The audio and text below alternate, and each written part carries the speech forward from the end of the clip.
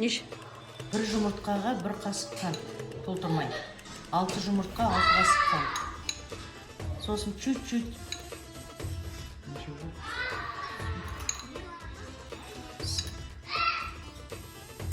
пышақтың ұшымен пищевой сода, нан содасын қосамын.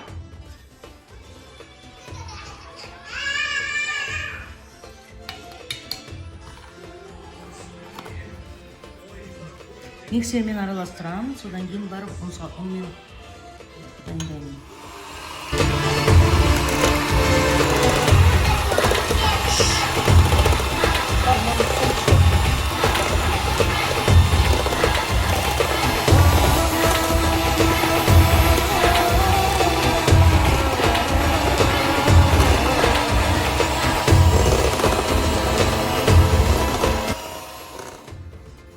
Артық ештеңе қоспайсыз ба?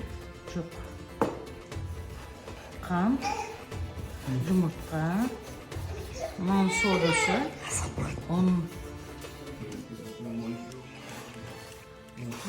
Болады, кішкене қоя тұрамыз.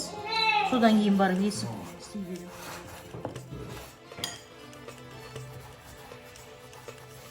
Қамыр жұмсақ болу керек, е? Қатты жұмсақ тоже керек жоқ, бірақ қолға жабыспаған дұрыс. Ең қандырып басып, кішкене төңкеріп қою керек. Шабақтың түріне бар ма?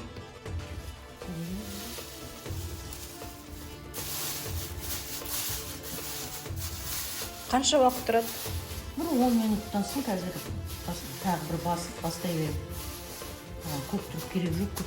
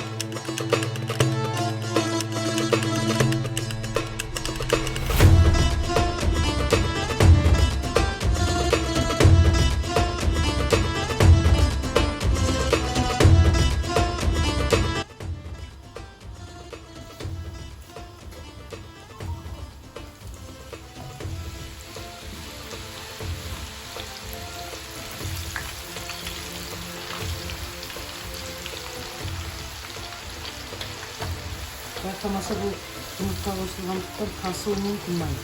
Сондықтан тасуды араластырып тұру керек.